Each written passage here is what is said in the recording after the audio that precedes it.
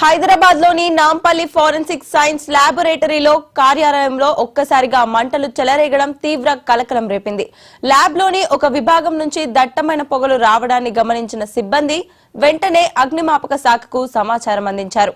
ఘటనా స్థలానికి చేరుకున్న 2 ఫైర్ ఇంజన్లు మంటలను అదుపులోకి తెచ్చేందుకు శ్రమిస్తున్నాయి. ల్యాబొరేటరీలో అనేక కీలకమైన ఫోరెన్సిక్ ఆధారాలు, కెమికల్స్ దర్యాప్తుకు సంబంధించిన పత్రాలు ఉన్న నేపథ్యంలో అధికారులు తీవ్ర ఆందోళన వ్యక్తం చేస్తున్నారు. షార్ట్ సర్క్యూట్ కారణంగానే ఈ ప్రమాదం జరిగి ఉండవచ్చని ప్రాథమికంగా భావిస్తున్నారు. ప్రస్తుతం మంటలను అదుపు చేసే ప్రక్రియ కొనసాగుతోంది.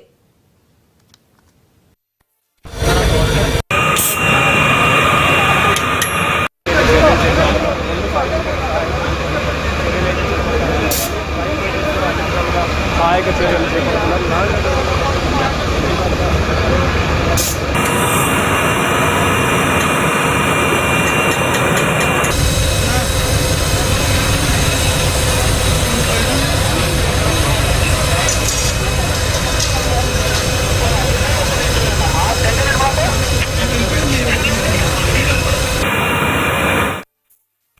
హైదరాబాద్ లోని నాంపల్లి ఫోరెన్సిక్ సైన్స్ ల్యాబొరేటరీ కార్యాలయంలో ఒక్కసారిగా మంటలు చెలరేగడం తీవ్ర కలకలం రేపింది. ల్యాబ్ లోని ఒక విభాగం నుంచి దట్టమైన పొగలు రావడాన్ని గమనించిన సిబ్బంది వెంటనే అగ్నిమాపక శాఖకు సమాచారం అందించారు. ఘటనా స్థలానికి చేరుకున్న 2 ఫైర్ ఇంజన్లు మంటలను అదుపులోకి తెచ్చేందుకు శ్రమిస్తున్నాయి.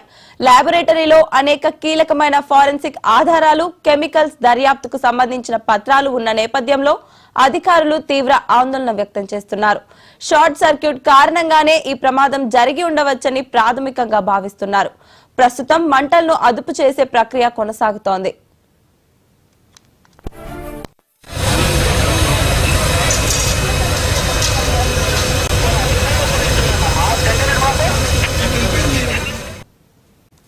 ప్రస్తుతం ఘటనా స్థలం దగ్గర ఉన్న పరిస్థితిని మా స్పెషల్ కరెస్పాండెంట్ దుర్గేష్ లైవ్ ద్వారా అందిస్తారు. దుర్గేష్, చెప్పండి, ఏం జరిగింది అసలు? హైదరాబాద్ నగరం నడిబొడ్డునున్న నాంపల్లిలో ఉన్నట్టు బజార్గట్లో ఉన్నటువంటి ఎఫ్ఎస్ఎల్ ఏదైతే ఉందో ల్యాబొరేటరీ సంబంధించినటువంటి దాంట్లో భారీ అగ్ని ప్రమాదం సంభవించింది. ప్రభుత్వ కార్యాలయం ఇది, ఫోరెన్సిక్ ల్యాబ్ అంటారు. దీంట్లో ఒక్కసారి మంటలు ఎగిసిపడుతున్న నేపథ్యంలో దీంట్లో సిబ్బంది లేని సమయంలో ప్రమాదం సంభవించినటువంటి పరిస్థితి అయితే ఉన్నది. ఎందుకంటే తెలంగాణ రాష్ట్రం సంబంధించి కానివ్వండి, ఇతర రాష్ట్రాలకు సంబంధించి కానివ్వండి, ఎక్కడి నుంచి అయినా కానీ ఇంపార్టెంట్ కేసులన్నింటినీ కూడా ఫోరెన్సిక్ ల్యాబ్కు వచ్చేటటువంటి పరిస్థితి ఇక్కడ ఉంటుంది. ఎఫ్ఎస్ఎల్ రిపోర్ట్ ఏదైనా పెద్ద కేసు అయితే ఉంటే ఖచ్చితంగా ఎఫ్ఎస్ఎల్ రిపోర్ట్ కావాలంటే ఆ కేసు బలం చేకూర్చేటటువంటి పరిస్థితి ఉన్నది అంటే ఎఫ్ఎస్ఎల్ రిపోర్ట్ ఖచ్చితంగా కావాల్సిందే. అటువంటి ఎఫ్ఎస్ఎల్ రిపోర్ట్ అన్ని కూడా ఇదే నాంపల్లి ఉన్నటువంటి ఎఫ్ఎస్ఎల్ కార్యాలయం ఇదే అంటారు. ఇక్కడే ప్రమాదం సంభవించినటువంటి పరిస్థితి అవుతుంది. కింద నుంచి మంటలు కూడా ఇంతకు వ్యాపిస్తున్నటువంటి పరిస్థితి అయితే చూస్తాం. ఎందుకంటే ఎక్కువ ప్రమాదం ఈ విధంగా జరిగింది, షార్ట్ సర్క్యూట్ కారణం జరిగిందా, ఇంకా మేరే మన కారణాలు జరిగినాయి అనే నేపథ్యంలో కూడా పోలీసులు అయితే ఆరా తీస్తున్న పరిస్థితి అవుతుంది. ఇప్పటికైతే మంటలు అయితే దాదాపుగా బాగానే ఎగిసిపడుతున్న నేపథ్యంలోనే ఇక్కడ ఉన్నటువంటి ఫైర్ ఇంజన్లు ఇప్పటికి దాదాపుగా 5 ఫైర్ ఇంజన్లు కూడా వచ్చి మంటలను అదుపులోకి తీసుకొచ్చే ప్రయత్నం చేస్తున్నాయి. ఒక పక్కన మంటలు ఎగిసిపడుతున్నాయి, మరొక పక్కన కూడా దట్టమైన పొగలు వ్యాపిస్తున్నటువంటి పరిస్థితి అయితే ఉంది. ఎందుకంటే ఈ యొక్క పక్కనే కూడా ఉన్నటువంటి నీలఫర్ ఆసుపత్రి పక్కనే ఉన్నటువంటి ఇదంతా కూడా నీలఫర్ ఆసుపత్రి పక్కనే ఎఫ్ఎస్ఎల్ కార్యాలయం ఉన్నటువంటి పరిస్థితి. పొగలన్నీ కూడా ఆసుపత్రికి వ్యాపించకుండా కూడా ప్రయత్నం అయితే చేస్తున్నటువంటి పరిస్థితి. మరి ఇక్కడ చూసి ఇది ఆసుపత్రి అని కూడా చెప్పుకోవచ్చు. ఇక్కడ పక్కనే మనం చూస్తే ఇది ఎఫ్ఎస్ఎల్ సంబంధించినటువంటి కార్యాలయం. ఇక్కడ మన ప్రమాదం సంభవించినటువంటి పరిస్థితి, ఇక్కడ ఇదే జరిగినటువంటి పరిస్థితి చూస్తే ఇక్కడ ఫస్ట్ ఫ్లోర్ నుంచి మంటలు కూడా దట్టమైన పొగలు కూడా వ్యాపిస్తున్నటువంటి పరిస్థితి అయితే ఇప్పటికే 5 ఫైర్ ఇంజిన్లతో మంటలను అదుపులోకి తీసుకొచ్చే ప్రయత్నం అయితే చేస్తున్నటువంటి పరిస్థితి అయితే కనిపిస్తూ ఉంది. ఎందుకంటే ఉదయం 9 గంటలకు జరిగిందా, మరి ఎప్పుడు జరిగిందని కూడా ఎవరు తెలియదు. అంటే ఆఫీస్ అవర్స్లోనే సమయము అందరూ వస్తున్నటువంటి పరిస్థితిలోని టైంలోనే ఇది ప్రమాదం సంభవించినట్టు కూడా తెలుస్తుంది. ఇక్కడ ఉన్నటువంటి స్థానికులు, ఇక్కడ సెక్యూరిటీ సిబ్బంది ఎవరైతే ఉన్నారో వాళ్ళు మాత్రము పోలీసులకు అండ్ ఫైర్ కంట్రోల్కు సమాచారం ఇవ్వడంతోనే ఫైర్ కంట్రోల్ అధికారులు కూడా ఘటనా స్థలానికి చేరుకొని మంటలను అదుపులోకి తీసుకొచ్చే ప్రయత్నం అయితే జరుగుతూ ఉన్నటువంటి పరిస్థితి అయితే ఉంది. ఎందుకంటే ఈ ప్రమాదాలన్నీ కూడా చూస్తున్నాం మనం. ఇప్పటికి నాంపల్లి ఘటన మరొకటి కూడా ఎఫ్ఎస్ఎల్ కార్యాలయంలో కూడా ఇంత ప్రమాదం జరగడం అంటే ఇదే మొదటిసారి అని చెప్పుకోవచ్చు. ఎందుకంటే ఇవన్నీ సంబంధించినటువంటి కీలకంగా అంటే ఒక్కొక్క కేసు సంబంధించి ఒక్కొక్క ఎవిడెన్స్ దీంట్లో ఉన్నటువంటి చాలా తెలంగాణ రాష్ట్రం కానివ్వండి, ఆంధ్రప్రదేశ్ కానివ్వండి, బీహార్ కానీ, ఛత్తీస్గఢ్ ఇటువంటి రాష్ట్రాలకు సంబంధించినటువంటి కీలకమైనటువంటి కేసులు ఏదైతుందో వాటికి సంబంధించినటువంటి ఎఫ్ఎస్ఎల్ రిపోర్ట్లన్నీ కూడా ఇక్కడే ఉన్నటువంటి పరిస్థితి. మరి ఏ కేసులు ఎక్కడ ఉన్నాయని కూడా తెలియలేని పరిస్థితిలోనే ఒకవేళ అనవాళ్ళు కనుక పోతే మాత్రం కేసులు వీగిపోయే పరిస్థితి ఉన్నాయని చెప్పి అయోమయంలో ఉన్నటువంటి పరిస్థితి అయితే కనిపిస్తుంది. ఎందుకంటే ఎఫ్ఎస్ఎల్ రిపోర్ట్ అనేది ఒక ప్రతి కేసు కూడా చాలా ఇంపార్టెంట్ అనమాట. ఈ ఎఫ్ఎస్ఎల్ రిపోర్ట్ ద్వారానే కేసు ఏదైతే ఉందో అది వీగడానికి కానీ లేకుంటే కేసు బలపడ చేశారని కానీ ఇవన్నిటి కనుక చూస్తే ఎఫ్ఎస్ఎల్ రిపోర్టే ఖచ్చితంగా ఉండబోతుంది ప్రతి కేసులో. కనుక ఎఫ్ఎస్ఎల్కు సంబంధించినటువంటి కార్యాలయం ఏదైతుందో ఇంట్లో ప్రమాదం సంభవించిందంటే బలమైన కారణాలే కూడా చెప్పుకోవాలి. ఎందుకంటే ఇంత ప్రమాదం జరిగినప్పుడు కూడా ఎక్విప్మెంట్స్ ఎందుకు లేవు, ఫైర్ సేఫ్టీ మెజర్స్ ఎందుకు లేవు, మామూలు అపార్ట్మెంట్లలో కానివ్వండి ఎక్కడైతే ఉన్నాయో అక్కడ ఉన్నటువంటి చూసినప్పటికీ కూడా ఇది ఎఫ్ఎస్ఎల్ రిపోర్ట్కి సంబంధించినటువంటి పరిస్థితి కార్యాలయం. ఈ ఎఫ్ఎస్ఎల్ కార్యాలయంలో ఇంత పరిస్థితి కనుక చూస్తే మంటలను ప్రమాదం సంభవించినప్పుడు అదుపులోకి తీసుకొచ్చేటట్టు ఎక్విప్మెంట్స్ లేవు అంటే ఆ ప్రభుత్వం ఎంత నిర్లక్ష్యంగా వ్యవహరిస్తున్నదని కూడా ఇక్కడ స్పష్టంగా అర్థమవుతుంది. ఇంత భారీ ప్రమాదం సంభవించడం గల కారణాలు ఏంది, ప్రమాదం ఎందుకు జరిగింది, ఎట్లా జరిగింది, షార్ట్ సర్క్యూట్ కారణమా, షార్ట్ సర్క్యూట్ ఎక్కడ జరిగింది, ఎందుకంటే ఆల్రెడీ మాన్యువల్స్ ఎక్కడ మ్యాన్ బోర్డ్ ఎక్కడ ఉంది, మెయిన్ ఎక్కడ ఉంది, ట్రాన్స్ఫర్ సంబంధించినటువంటి కానీ ఎంసీబుల్ ట్రిప్ అయినా కానీ ఏదైనా కానివ్వండి అట్లాంటి ప్రమాదం సంభవించినప్పుడు ప్రికాషన్స్ తీసుకున్నటువంటి పరిస్థితి ఉంటుంది. కనుక ఇంత ఉదయం సమయంలోనే ఇంత భారీ అగ్ని ప్రమాదం సంభవించింది అంటే మరి ఏంది, ఎక్కడ ఏం లోపం జరిగింది అనే దానిపైన కూడా పలు అనుమానాలు వ్యక్తం అవుతున్నటువంటి పరిస్థితి అయితే ఉన్నది. ఎందుకంటే ఎఫ్ఎస్ఎల్ కార్యాలయంలో మామూలు ఆర్డినరీ కార్యాలయంలో జరిగిందంటే అక్కడ ఫర్నిచర్ డ్యామేజ్ అవుతుంది, అవసరం ఫర్నిచర్ కొనుక్కోవచ్చు, రకరకాల ఇబ్బందులు ఉంటాయి, డాక్యుమెంట్స్. కానీ ఇక్కడ సంబంధించినటువంటి ఏదైతే ఉన్నదో ఎఫ్ఎస్ఎల్ రిపోర్ట్ ప్రతి కేసుకు సంబంధించినటువంటి ఇక్కడ ఉమ్మడి తెలంగాణ కానీ ఉమ్మడి ఆంధ్రప్రదేశ్ రాష్ట్రంలో ఉన్నటువంటి పెద్ద పెద్ద కేసులు ఏదైతున్నాయో ఆ కేసులకు సంబంధించినన్నీ కూడా ఇక్కడే ఉన్నటువంటి పరిస్థితి. కొన్ని రిపోర్టు పెండింగ్లో ఉన్న కానివ్వండి, కొన్ని రిపోర్టులు తయారైనటువంటి కానివ్వండి, తెలంగాణ రాష్ట్రం కానీ ఛత్తీస్గఢ్ కానీ ఈ మహారాష్ట్ర కానీ కొన్ని రాష్ట్రాలకు సంబంధించినటువంటి పెద్ద కేసులు ఏదైతున్నాయో ఇంపార్టెంట్ కేసులకు సంబంధించిన అన్నీ కూడా ఇది ఇక్కడ ఎఫ్ఎస్ఎల్ రిపోర్ట్ కోసము వస్తున్నటువంటి పరిస్థితి అయితే ఉంటుంది. కనుక ఇక్కడే ఈ ప్రమాదం సంభవించింది అంటే మరి ఎంత నిర్లక్ష్యంగా వ్యవహరించారు అనేది కూడా స్పష్టంగా ఇక్కడ అర్థమవుతుంది. ఎందుకంటే ప్రమాదం సంభవించింది అంటే ఆషామాష కాదు. ఎందుకంటే ఇది ఒక కంపెనీ ఒక ప్రభుత్వానికి సంబంధించిన టెక్నికల్ ఎవిడెన్స్కు సంబంధించినటువంటి కేసు. ఈ టెక్నికల్ ఎవిడెన్స్లోనే కీలకంగా మారబోతుంది. అటువంటి కార్యాలయంలో ప్రమాదం సంభవించిందంటే మరి ఎంత అజాగ్రత్తగా వ్యవహరించారు, ఏం జరిగింది అనే దానిపైన మనం ఒక్కసారి చూసుకోవచ్చు. ఇక్కడ ప్రమాదం సంభవించినటువంటి దట్టమైన పొగలు వ్యాపిస్తున్నటువంటి పరిస్థితి అయితే ఉన్నాయి. దట్టమైన పొగలు వ్యాపిస్తున్నాయి అంటే అసలు లోపలికి ఎవరు వెళ్ళలేని పరిస్థితిలో ఉంది. ఎందుకంటే లోపల ఎవరైనా ఉన్నారా అనేది కూడా అర్థం కాలేని పరిస్థితిలో ఉన్నప్పటికీ ప్రాథమికంగా అయితే లోపల ఎవరు లేరని చెప్పేసి పోలీసు అధికారులు అయితే చెప్పడం జరుగుతున్నటువంటి పరిస్థితి. ఎందుకంటే సమయం ఉదయం కావడం జరుగుతుంది, ఇంకా ఆఫీస్ టైమింగ్స్ ఏదైతే 10 గంటలకు 9:30 గంటలకు ఏదో పోతుంటారో ఆ సమయంలోనే ప్రమాదం సంభవించినట్టు కూడా తెలుస్తుంది. అదే సమయంలోనే అక్కడ ఉన్నటువంటి వాళ్ళందరూ కూడా బయటకు పరుగులు తీసినటువంటి పరిస్థితి, బయటకు ప్రాణంతో బయటపడ్డటువంటి పరిస్థితి అయితే ఉన్నది. ఈ ప్రమాదం సంభవించినట్టు కనుక పరిస్థితి కనుక చూస్తే ఎంత అజాగ్రత్తగా అనేది కూడా అర్థమవుతుంది. ఎందుకంటే ఇంత దట్టమైన పొగలు కింద నుంచి పైకి వ్యాపిస్తున్నాయి అంటే ఆ మంటలు ఇంకా కంట్రోల్ కాలేని పరిస్థితిలో ఉన్నాయి. ఇంకా ఒక పక్కన కూడా ఫైర్ సిబ్బంది కూడా మంటలను కంట్రోల్ చేసే ప్రయత్నం అయితే జరుగుతూ ఉన్నటువంటి పరిస్థితి అయితే ఉన్నది. ఇంకా మంటలను కంట్రోల్ చేసే ప్రయత్నం దిశగానే మొత్తం ఫైర్ డిపార్ట్మెంట్ పనిచేస్తున్నప్పటికీ కూడా ఇక్కడ పక్కన మనం ఇక్కడ చూడవచ్చు. ఎందుకంటే సిబ్బంది అంతా కూడా ఇక్కడ ఉన్నటువంటి పరిస్థితి. ఎందుకంటే ఈ యొక్క ఫైర్ జరిగినప్పుడు మేడం ఎన్ని గంటలు జరిగింది టైమింగ్స్ ఇంకా తెలియదండి. మీరు ఎన్ని గంటలకు వచ్చి ఉంటారు, ఎన్ని గంటలు జరిగింది ఇన్సిడెంట్ కాగానే వచ్చామండి. అంటే మామూలుగా ఎన్ని గంటలకు జరిగిందని చెప్పండి మేడం. అరౌండ్ 10 అంటున్నాను. ఎవరు లేరు, నో హ్యూమన్ లాస్. సెక్యూరిటీ కానీ సూపరింటెండెంట్ కానీ ఇన్ఛార్జ్ కానీ ఎవరు లేరండి. ఇంకా డీటెయిల్స్ తెలుస్తుందండి. ఇంతకుముందు ఎప్పుడైనా జరిగింది ఎంత పెద్దగా? మేము మేడంతో పాటు అందరము ఇన్ఫర్మేషన్ రాగానే వచ్చేసినాము. ఇక్కడ లోపల హ్యూమన్ బీయింగ్ అయితే ఎవరు లేరు, మనుషులు ఎవరు లేరు. కెమికల్ వల్ల ఎగ్జాస్ట్ అయిందా షార్ట్ సర్క్యూట్ అనేది తెలియాల్సి ఉంది. ఇప్పుడైతే ఫైర్ని ఆపడానికి డిఎఫ్ఓ వాళ్ళు ఉన్నారు. సో మాకు ఇంకొక హాఫ్ అన్ అవర్లో మొత్తం ఇన్ఫర్మేషన్ తెలుస్తుంది. ఫైర్ అయితే ఆల్మోస్ట్ కంట్రోల్లోకి వచ్చిందని అంటున్నారు. కెమికల్స్ దాంట్లో ఉంటాయి, కెమికల్స్ ఫోరెన్సిక్ సైన్స్ ల్యాబొరేటరీ కాబట్టి కెమికల్స్ ఉంటాయి. అది నార్మల్ మన క్రిమినల్ ఇష్యూస్కి సంబంధించి ఏదైనా ఇన్ఫర్మేషన్ ఇక్కడ తీసుకుంటారు కదా, అలాంటి ల్యాబొరేటరీ. సో కెమికల్స్ ఉంటాయి. సో దాన్ని ఫైండ్ అవుట్ చేయడానికి కోసం ఇక్కడ అసలు ఫైర్ ఎట్లా ఎగ్జాస్ట్ అయింది అనేది ఇంకా తెలియాల్సి ఉంది. ఎక్కడెక్కడ ఇప్పుడు ఫైర్ ఎఫ్ఎస్ఎల్ కదా, ఎక్కడెక్కడ నుంచి వస్తాయి, ఏ రాష్ట్రాల నుంచి వస్తే ఇక్కడ మన దగ్గర పంపిస్తుంటారు? అంటే జనరల్గా అయితే మన స్టేట్ మొత్తం ఏపీ తెలంగాణ కూడా ఇక్కడనే చేస్తుండే ఇంతకుముందు.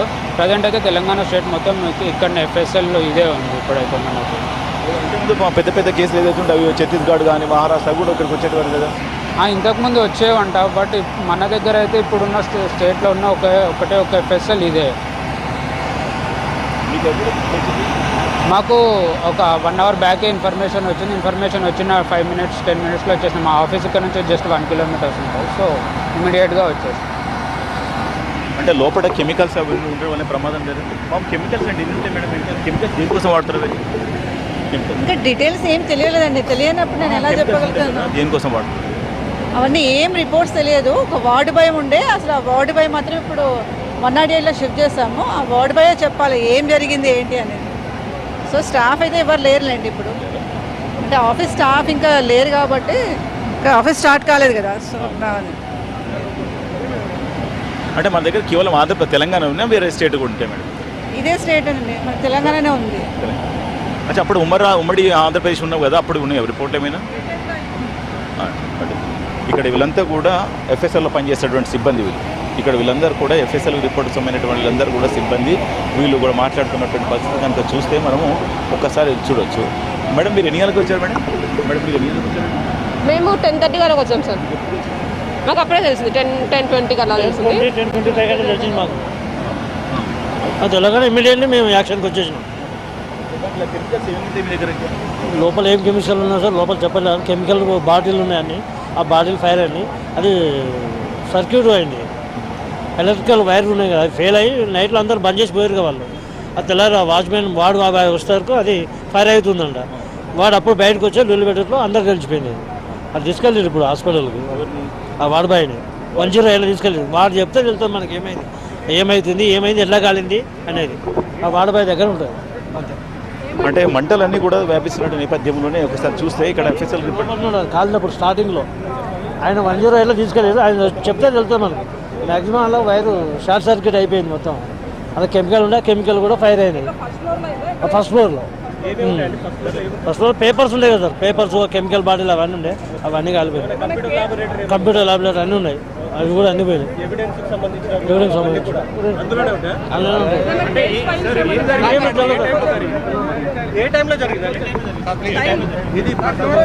ఇక్కడ చూడొచ్చు. ఎందుకంటే పైన ప్రమాదం సంభవించినటువంటి పరిస్థితి కనుక చూస్తే లోపలన్నీ కూడా ఒక ఎఫ్ఎస్ఎల్ రిపోర్ట్ కోసం తయారు చేయడానికి, ఆనవాళ్ళు సేకరించడానికి ఒక కెమికల్స్ ఉంటాయి. ఆ కెమికల్స్ అన్నీ కూడా అక్కడ ఫస్ట్ ఫ్లోర్లో ఉన్నట్టు కూడా వాళ్ళ సిబ్బంది అయితే చెప్తున్నారు. ఎందుకంటే వాళ్ళు పొద్దున ఇక్కడ షిఫ్ట్ డ్యూటీకి ఏదైతే ఉందో, డ్యూటీకి వచ్చే సమయంలోనే వాళ్ళకి తెలిసిన వెంటనే ఇక్కడ ఆగిపోయినామని చెప్తున్నారు. లోపల వార్డ్ బాయ్ ఎవరైతే ఉంటారో ఆ వార్డ్ బాయ్ లోపల ఉన్నటువంటి పరిస్థితి. వార్డ్ బాయ్ని కూడా తనకు కొంచెం స్వల్పంగా గాయాలు కావడము, అదేవిధంగా తన పొగతోని స్మెల్తోని కూడా తట్టుకోలు కింద పడిపోవడంతో ఇక్కడ నుంచి 108 ద్వారా ఆసుపత్రికి తరలించామని చెప్తున్నటువంటి పరిస్థితి అయితే కనిపిస్తుంది. ఎందుకంటే ఈ పొగలన్నీ కూడా ఇంకా మంటలు కంట్రోల్ కావాలంటే కొంచెం సమయం పట్టేటువంటి పరిస్థితి కనిపిస్తుంది. ఎందుకంటే లోపల మంటలు దట్టమైన పొగలతో పాటు కూడా లోపల షార్ట్ సర్క్యూట్ వల్ల జరిగినటువంటి ఆ ప్రమాదం లోపల మనం చూడండి. ఫస్ట్ ఫ్లోర్ జరిగినటువంటి ప్రమాదం ఏదైతే లోపలంతా కూడా ల్యాబ్ అని చెప్తున్నారు.